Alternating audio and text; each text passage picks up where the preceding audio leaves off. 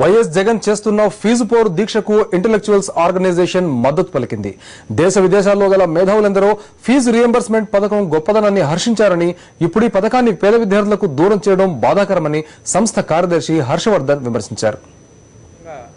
రేపు 18న జగన్మోహన్ రెడ్డి గారు fee reimbursement కొరకై చేస్తున్న దీక్షకు మద్దతుగా మా 22 దేశాల ప్రతినిధులు మరియు అధ్యక్షులు ఫౌండర్ ప్రెసిడెంట్ సందీప్ రెడ్డి గారి తరపున 22 దేశాల ప్రతినిధుల తరపున అన్ని డిస్ట్రిక్ట్ల ఇన్ఛార్జీల తరపున మేము సంపూర్ణ మద్దతు తెలియజేస్తున్నాము.